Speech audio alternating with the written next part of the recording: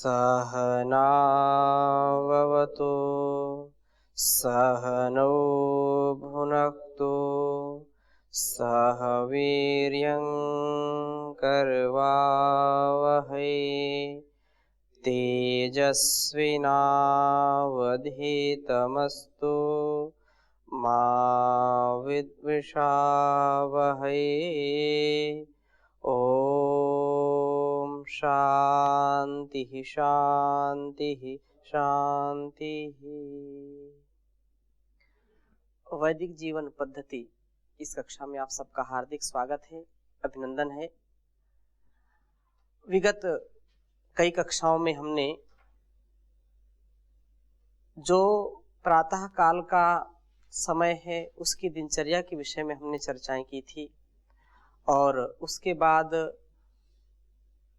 अभ्यंग, आसन, प्राणायाम आदि की जब चर्चा हुई तो अष्टांग योग का प्रसंग हमने लिया था और अष्टांग योग के माध्यम से जो यम हैं, जो नियम हैं, उनको समझने का और समझ करके वैसा जीने का यह जो रहस्य है वही हमारी जीवन पद्धति है।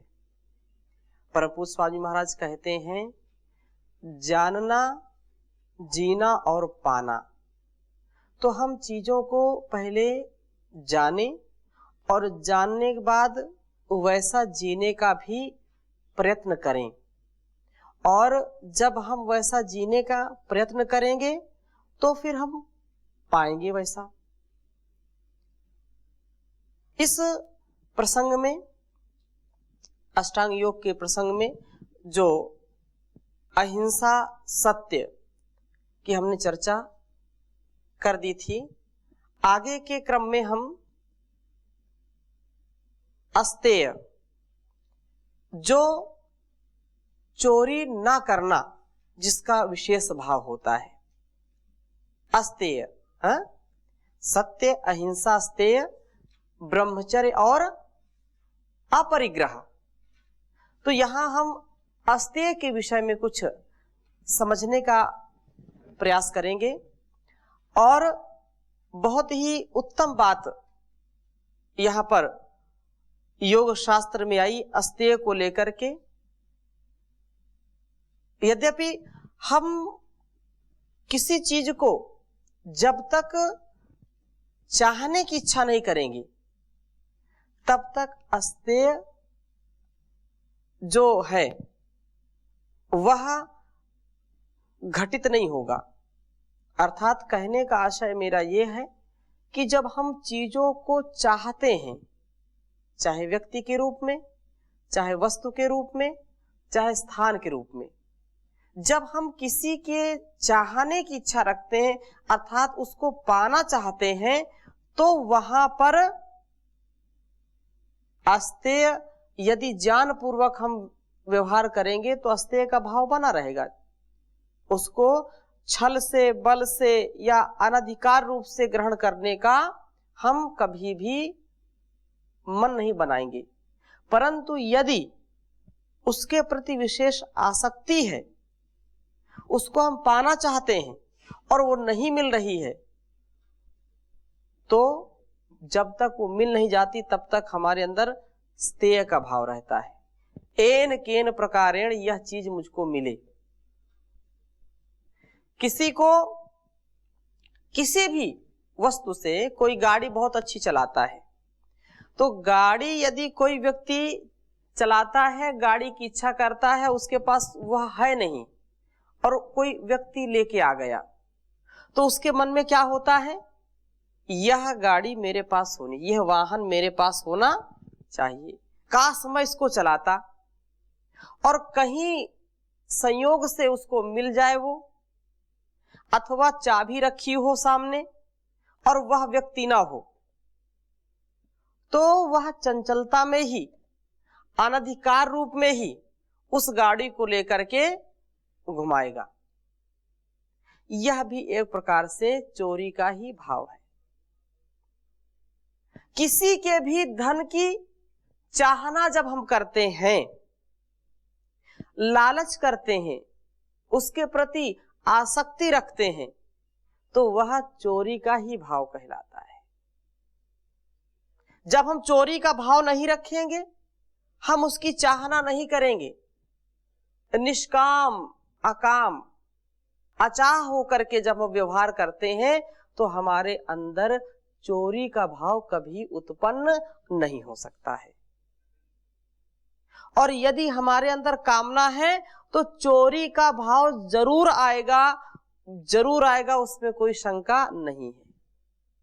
मन में तो आ ही जाता है एक बार, इससे कोई बच नहीं सकता है। तो इसकी बहुत ही विशेष रूप से यहाँ पर योग शास्त्र का एक श्लोक आपके समक्ष में रखना चाहूंगा। अनादानमत्तस्य, लिख लीजिए,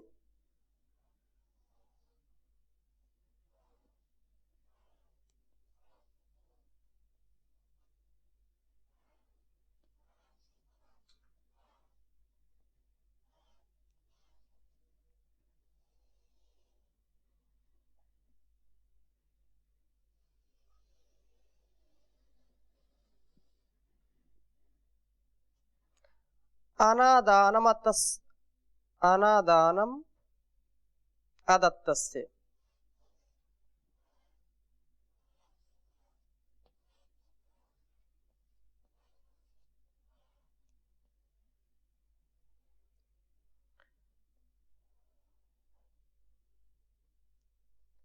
अस्तेय व्रतम उदीरितम।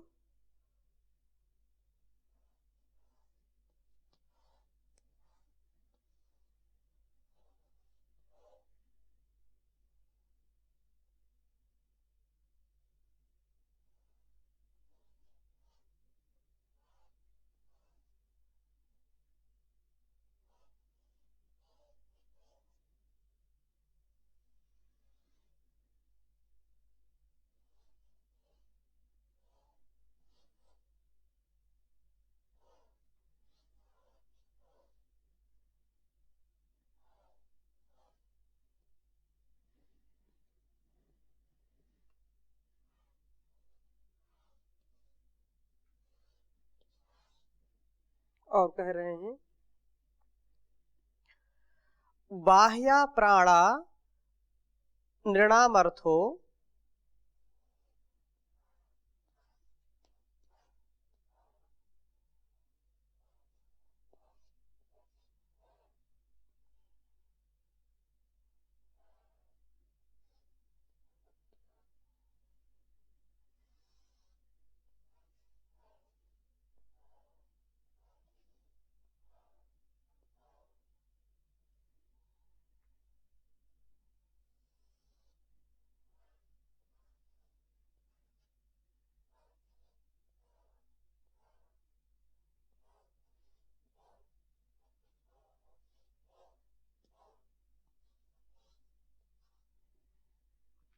हरता तम हता हिते।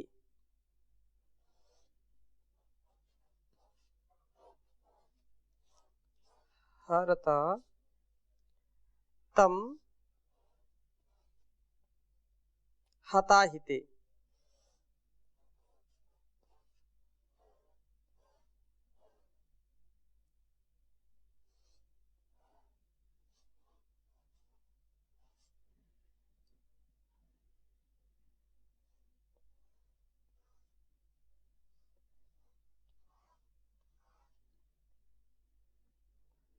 एक बार उच्चारण करेंगे।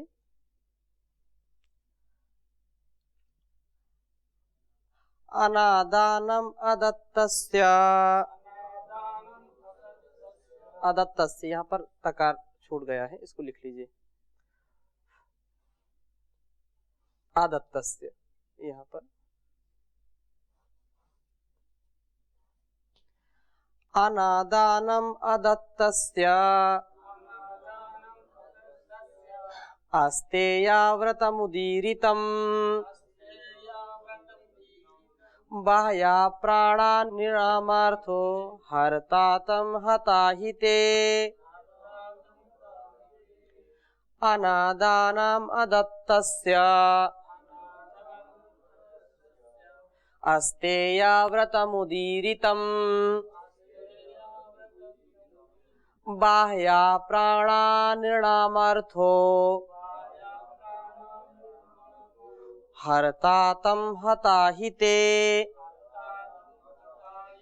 कहने का आशय ये है कि जो चोरी का भाव है वह हमको नीचे धीरे धीरे गिरा देता है, और यह जो श्लोक का यहाँ पर हम भाव समझने का प्रयास कर रहे हैं, न दी गई वस्तु को न लेना, अनादानम अदत्तस्य, कोई चीज हमको दी नहीं गई और हमने उसको लिया नहीं, ना मन से ग्रहण किया और ना शरीर से ग्रहण किया।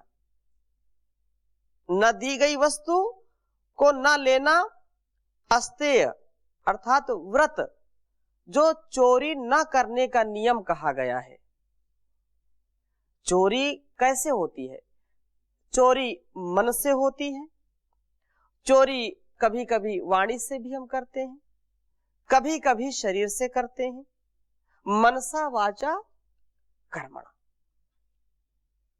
कई बार आप देखते होंगे कि कई वक्ता ऐसे चोरी करते हैं, कहीं से कोई चीज सुनी और उसको बोल दिया और फिर कहते हैं ये मेरी रचना है। किसी के भाव को बोल करके अपने लिए बहुत सारी तालियां बटोर ली, प्रसिद्धि पा ली, उससे कहते हैं कि मैंने यह रचना की है, और वाणी से उसको बोलना। किसी की भी प्रकार से जब हम छल कपट वाणी से करते हैं तो भी वह चोरी का ही भाव होता है। तो यहां पर जो बात कही कि ना दी गई वस्तु को ना लेना, अस्तेय चोरी ना करने का नियम कहा गया है। धन मनुष्यों का बाहरी जो प्राण है, निर्णामर्थो हर्ता तम हता हिते, जिसने उस धन को ले लिया उसने उन प्राणों को ही ले लिया, ऐसा समझना चाहिए। धन मनुष्यों का बाहरी प्राण है। बहुत विशेष बात यहां पर कही जा रही है, ध्यान दीजिए। अर्थ के बिना सब अनर्थ होता है। यदि अर्थ से हीन व्यक्ति है तो वह आत्मबल से भी हीन होगा, शारीरिक बल से भी हीन होगा। 100% इस बात को यदि हम नहीं स्वीकार करते हैं तो भी लोक में यदि कोई सेवा करना चाहता है, लोक में बड़े बड़े कार्य करना चाहता है, तो उसके लिए धन की परम आवश्यकता होती है। इसलिए धन का यदि किसी के माध्यम से हरण किया जाता है तो ये बात कह रहे हैं कि बाह्य प्राणा निर्णामर्थो, मनुष्यों का जो धन है वो क्या है? वो बाहर का प्राण है। धन क्या है? वो बाहर का प्राण है। हरता तम हता हिते, और जो व्यक्ति उस धन को हरण करता है, चोरी करता है, तो समझो उस व्यक्ति के उसने प्राण ही ले लिए, अर्थात सबसे बड़ी हिंसा उसने कर दी। शास्त्रों में कई बार मैं इस बात को बताता हूं कि शास्त्रों का जो संकेत है, जो हमारे लिए आदेश है, उपदेश है, उसको हमको हर परिस्थिति में ग्रहण करके वैसा वैसा आचरण करना चाहिए। ये हमारे लिए सर्वोपरि है। और जब हम उसका आचरण नहीं करेंगे तो बार बार दुखी होंगे, बार बार हम हिंसक बन करके अपने मन से, वाणी से, शरीर से दूसरों की हिंसा करेंगे, इससे बच नहीं सकते हैं। तो यह जो बात यहां पर कही, और श्लोक बार बार आप सुनते हैं, मातृवत परदारेषु पर द्रव्येषु लोष्ठवत आत्मत सर्वभूतेषु यह पश्यति सह पंडितः। संसार में उन्हीं लोगों को विद्वान माना जाता है, उन्हीं लोगों को धार्मिक, धीर, गंभीर माना जाता है, जो पर स्त्री को मां के समान समझे और पराये धन को मिट्टी के ढेले के समान समझे और अपनी आत्मा के जैसी सबकी आत्मा को समझे। अर्थात जैसा अपने लिए सुख चाहता है, अपने लिए सम्मान चाहता है, अपने लिए समृद्धि चाहता है, वैसा दूसरों के लिए चाहे वही व्यक्ति श्रेष्ठ है, विद्वान है, धार्मिक है, पंडित है। पर द्रव्येषु लोष्टवत्, ये बात तो कहने में बड़ी सरल है, लेकिन आज के परिवेश में इतना सरल यह कार्य करना अर्थात इसको जीना उतना सरल नहीं है। हम स्वीकार करने के लिए बार बार प्रयत्न करते हैं तो भी ये चीज स्वीकार जल्दी से होती नहीं है। हम अपनी चीजों को जन्म सिद्ध अधिकार समझ लेते हैं, वो उसको अपना मानते हैं, और जब वो नहीं मिलता तो हम हिंसा पर उतारू हो जाते हैं। यद्यपि माता पिता के द्वारा यह शरीर मिलता है और माता पिता की जो भी संपत्ति होती है वो हम अपना समझते हैं उसको। क्या वो संपत्ति अपनी है यदि हम आध्यात्मिक तौर पर समझें, या जो राजा महाराजा हैं उस राज्य को यदि अपनी धरोहर समझते हैं, अपनी निज की संपत्ति समझते हैं और उसको हर स्थिति में ग्रहण करना चाहें, तो यह अस्तेय है कि जो है स्तेय है, मतलब चोरी ना करना या चोरी करना है। प्रत्यक्ष या परोक्ष रूप में अधिकार तो उसी को होना चाहिए जिसके अंदर योग्यता है, पवित्रता है, अंतःकरण की शुचिता है, बाह्य शुचिता है, उसी को अधिकार होता है। परंतु अधिकार की हम बात करते हैं, कर्म नहीं करते, पुरुषार्थ नहीं करते, कर्तव्य नहीं करते। कर्तव्य करके जो चीज हम हासिल करते हैं उसमें हमारा अधिकार होना चाहिए, परंतु कर्तव्य नहीं किया है और अधिकार हम पूरा जमाते हैं तो ये भी क्या है, ये चोरी है, ये अधर्म है, ये हिंसा है। यदि कोई अध्यापक, कोई अफसर अपनी ड्यूटी को ठीक ठीक नहीं निभाता है, जिसके लिए उसको हजारों लाखों रुपए वेतन के रूप में मिलते हैं, और वह पुरुषार्थ नहीं करता, छात्रों के हित में कक्षाओं को नहीं चलाता है, तो यह बहुत बड़ी चोरी है। छोटे छोटे व्यवहारों को हम देखें, हम किसी कर्म से, किसी कर्तव्य से यदि कन्नी काटते हैं, उससे बचना चाहते हैं, तो यह क्या है, चोरी है। अपने कर्तव्य को यदि हम असक्षम हैं, सक्षम नहीं हैं उस चीज को प्राप्त करने के लिए, तो हमारे मन में उसके प्रति कभी भी आशा अथवा उसके प्राप्त करने की इच्छा नहीं होनी चाहिए। चाहे वह स्त्री के रूप में हो, पुरुष के रूप में हो, किसी भी रूप में हो, उसको हमको जो ज्ञान युक्त व्यवहार है उसका हमको सदा आचरण करना चाहिए। ऐसा नहीं कि हम तो बाहरी आडंबर में आध्यात्म को रखते हैं और अंदर से बहुत ही लोलुपता युक्त लालचीपन हमारे अंदर जो है पनप रहा है, इसको समझने का प्रयास करना चाहिए।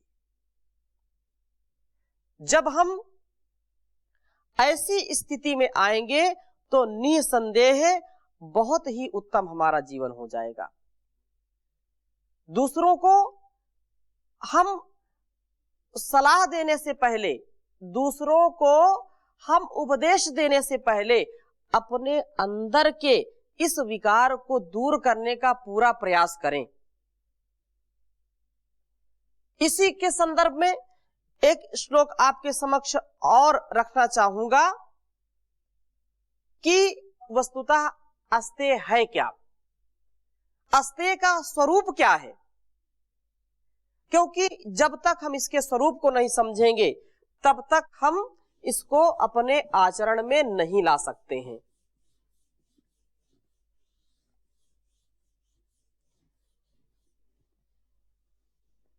संसार का जो भी व्यवहार है वह अस्तेय से ही चलता है। लिख लीजिए, अन्य दीये त्रिणे रत्ने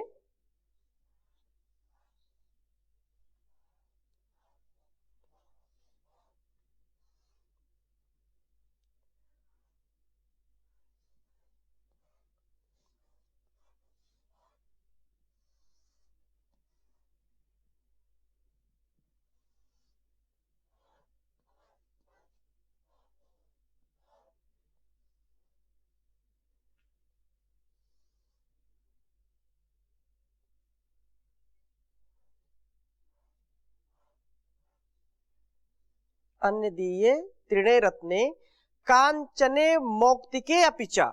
बहुत सुंदर बात कही।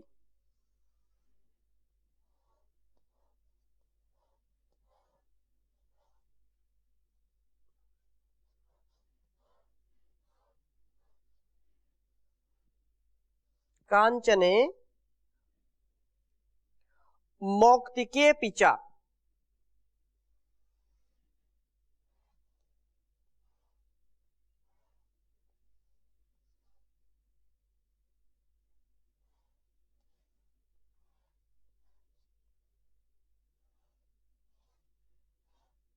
मौक्तिके पिचा।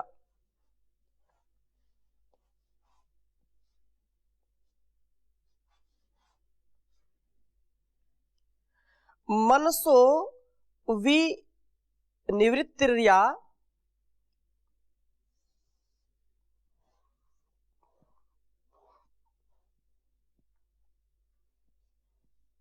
मनसो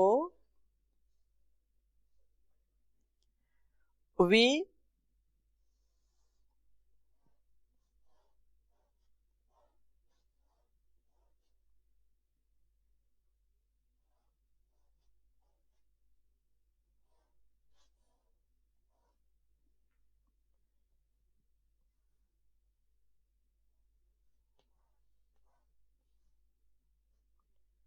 विनिवृत्तिर्या यदस्तेयम्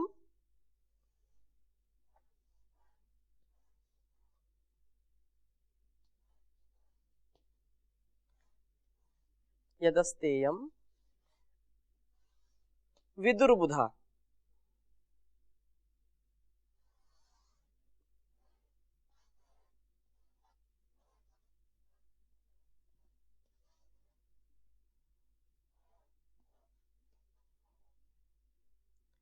विदुर्बुधा।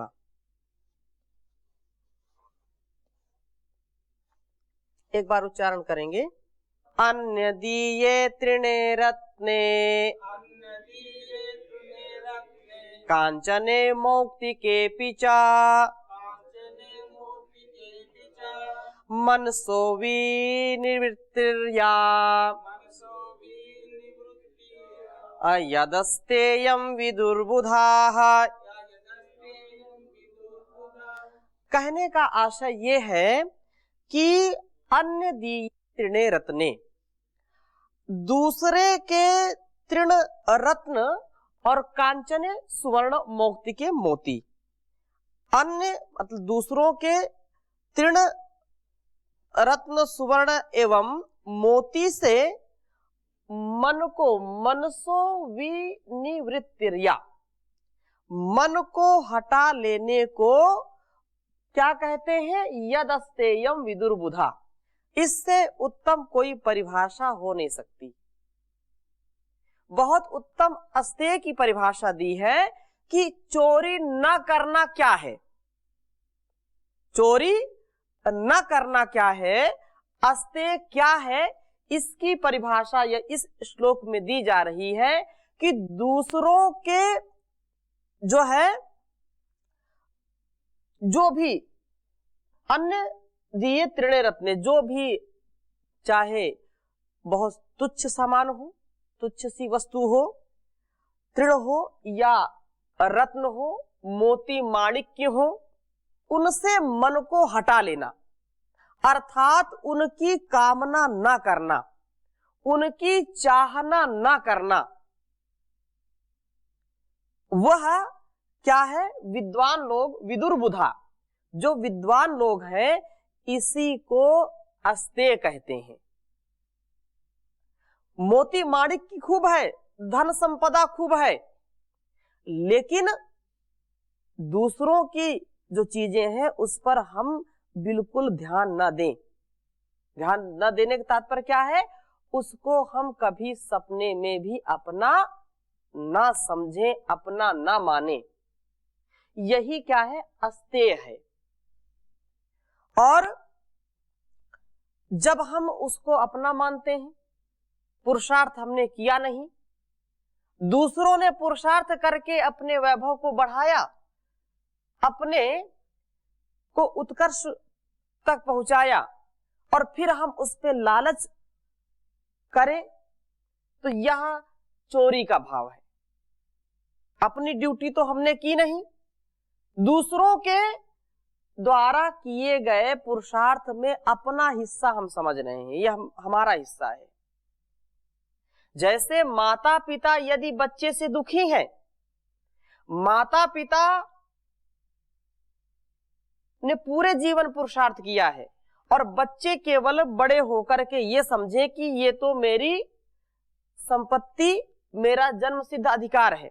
ठीक, अधिकार हो सकता है, लेकिन यह बिना कर्तव्य का, मतलब आपके लिए माता पिता ने कर्तव्य अपना निभाया, आपको पाल पोस करके इतना बड़ा कर दिया, इतना संस्कारित कर दिया, और आपने बदले में उनकी सेवा करने के बजाय उन पर अत्याचार किए, उनकी सेवा न करके उन पर बहुत जुल्म ढाए हैं, और इस झूठी खुशी में कि ये तो सब मेरे लिए कमा रहे हैं, पिताजी ड्यूटी करके आते हैं तो ये मेरे लिए हो रहा है, और अपना कर्तव्य उनको जो है भूला हुआ है, तो ये चोरी है।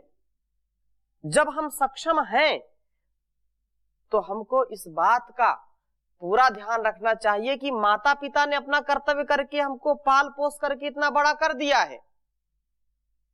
अब मैं जब बड़ा हो गया हूं तो माता पिता के सिर का बोझ ना बनूं।